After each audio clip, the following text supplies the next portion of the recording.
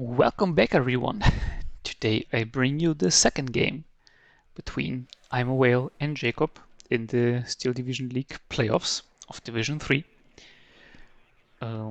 First game was a little bit of a longer game on vertical, and spoilers, but Imawhale won in the end. It was a good old grind fight, and this time we are on Black Forest.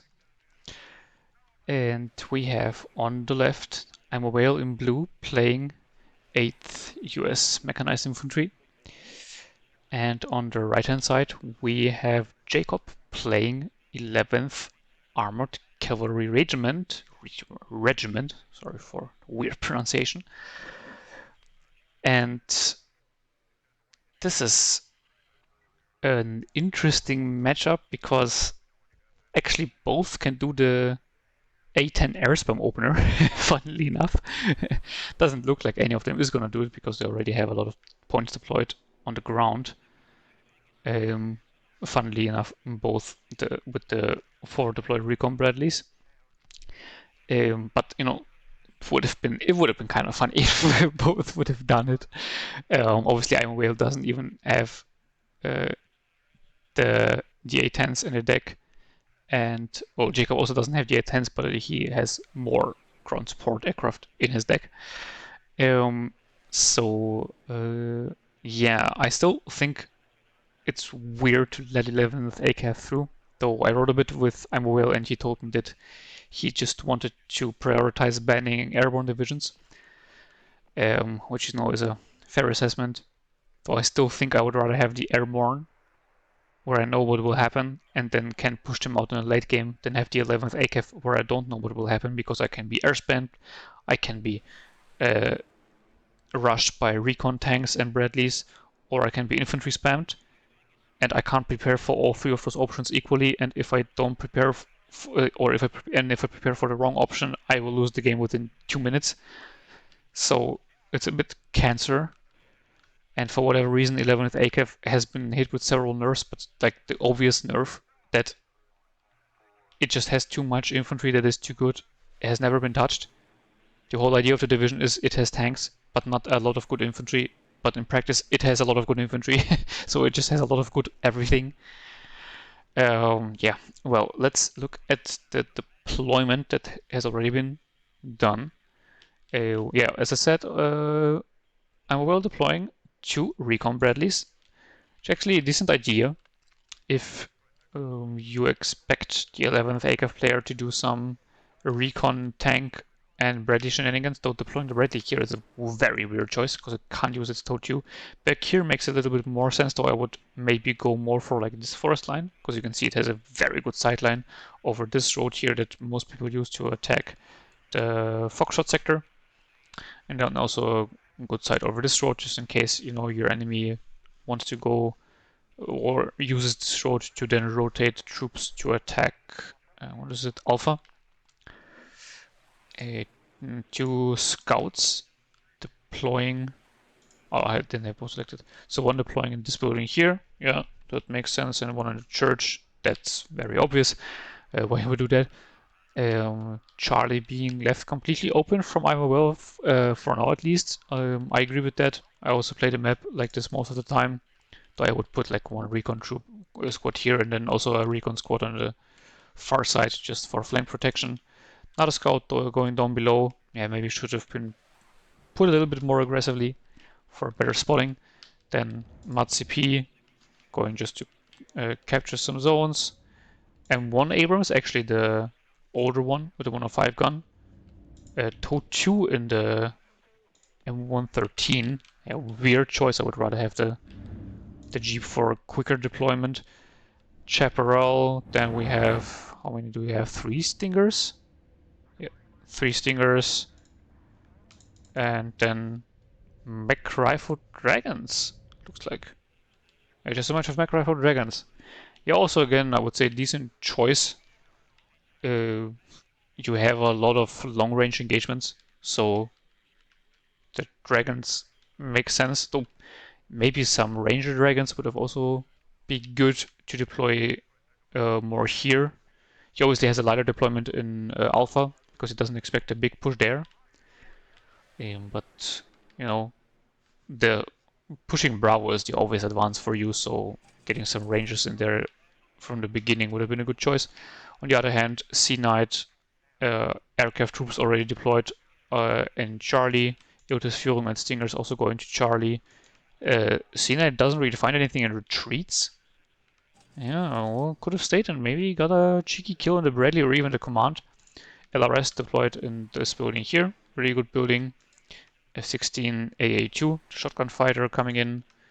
I'm pretty sure I saw three recon Bradleys, the M3A2. So this is the one with the like better TOW2, though this doesn't matter in this case because there's no arrow on the opposite side and more armor, most importantly. Sea Knight coming back in to engage the scouts, though we now have the Stinger in place and the second Stinger maybe also engaging soon. Two Stingers coming in from Jacob's side. Iltis Führung in the center. Got some good territory captured. BGS and BGS. No more troops on the top side. Oh, BGS here deployed very aggressively, so that was a bit over-eager. Bradley here being very aggressive, but got to fire first, so the Bradley of Imawhale had to smoke off, and no infantry AT support at the bottom side.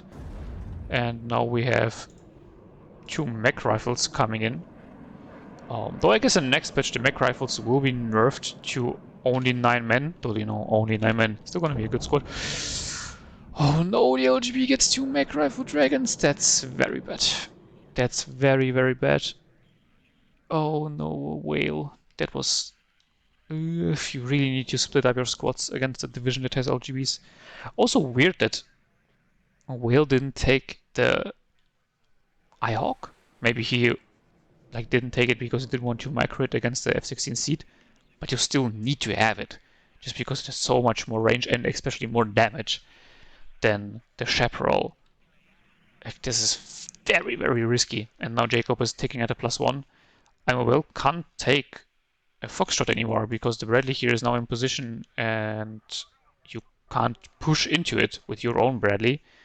That's why, you know, an infantry ATGM, for example, at the bottom side here, really like it, or a little bit further forward, like here, very powerful. And then, as I said, you have, for example, your Bradley here, or the infantry ATGM here, and the Bradley at the bottom, whatever. But having engaging your enemy from two sides at the same time makes it very hard for them to push in. Oh no, the Bradley missed from Imawhale and Jacobs. Oh, it did miss. Did get stunned, but not before its TOW2 hit. And now the scout is just moving in, it's gonna die. TOW2 coming in for support at least, but it's a bit too late. Iltis has captured Foxtrot, so Jacob is at a +2 now. And yeah, this is looking really bad. Losing 2 mech rifle dragons early on is catastrophic. Like, this is like 140 point loss right from the start. LGB coming in, kills off the Bradley. Gets killed in return though, so that's pretty painful. Trading an LGB for a Bradley is not that good, even though Imawhale only has 4 Bradleys, no, 3 Bradleys. You go, yeah, right, the card got nerfed.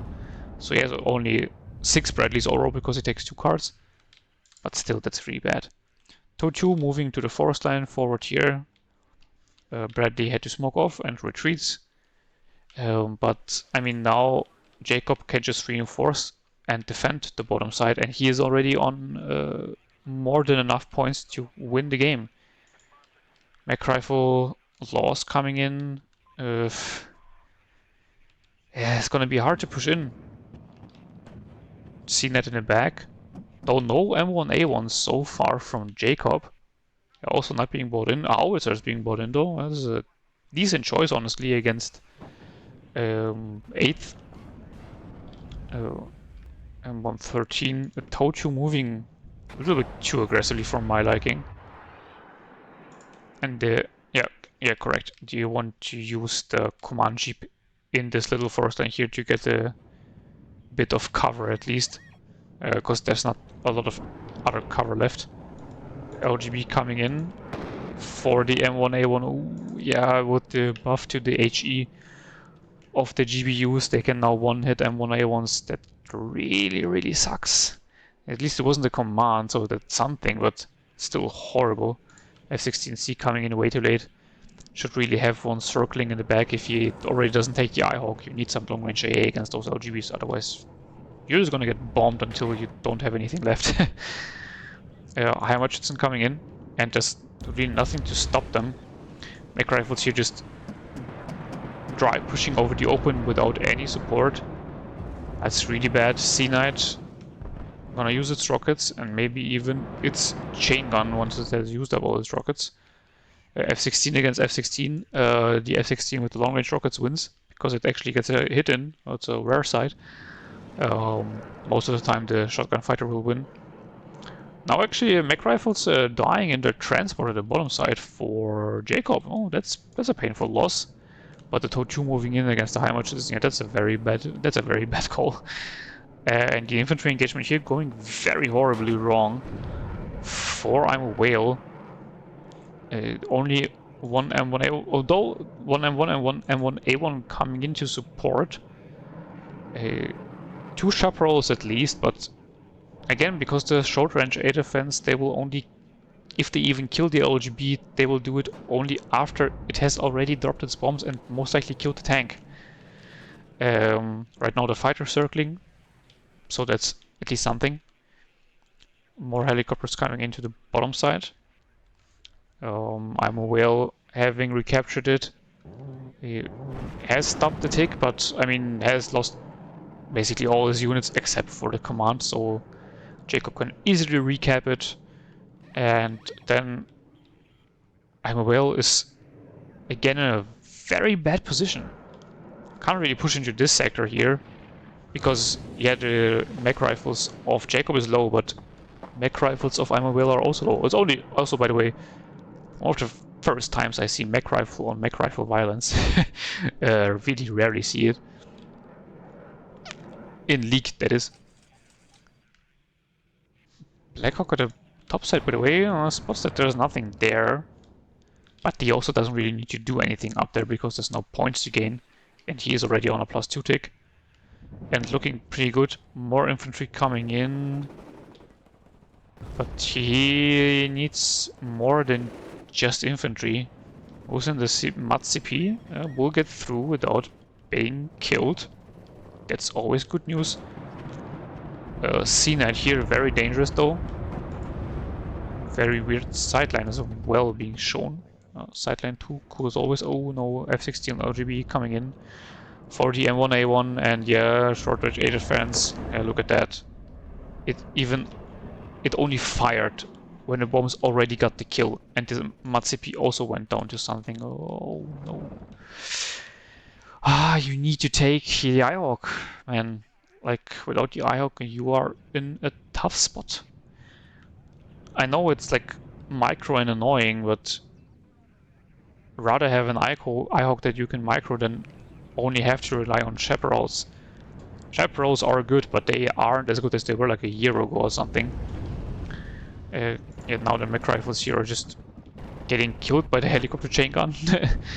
M1A1 of Jacob now coming into the, well, wanted to say to support, but yeah, I will capitulating because he was just in a horrible position. Yeah, KD wise, not looking good.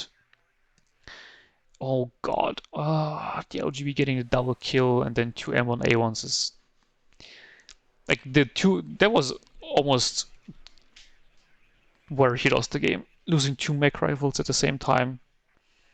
It's not only just because it's 140 points worth of units, right? It's in a very crucial moment where he could have at least gotten a foothold in the center sector, but he wasn't able to because, well, they died. And the other one only got 1 Bradley. So this one really didn't pay itself off, but this one more than paid for itself. And yeah, everything else wasn't really that impressive. It's basically just the LGB. And why? Because there was no Eyehawk. Just 1 Eyehawk would have countered that. Not necessarily, but it would have at least had a chance because the Eyehawk obviously can still miss, right? or have your fighters circling in the back. But you need something to defend against the LGB coming in. And you see on the other side, you just had this one M1 getting a bunch of decent kills. A Toju sniping the mech rifles in the transport could kill, but other than that, and obviously the Stinger getting the LGB. But yeah, very sad that this was such a quick game. But yeah, in general, just always ban 11th.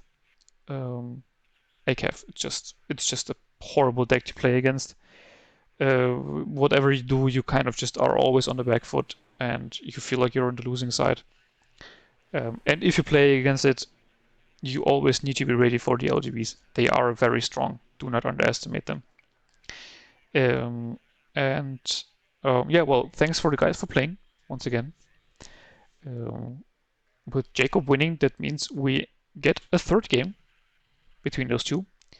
And I hope to see you back when I cast that one. Until then, have a beautiful day and see you in the next one. Bye bye.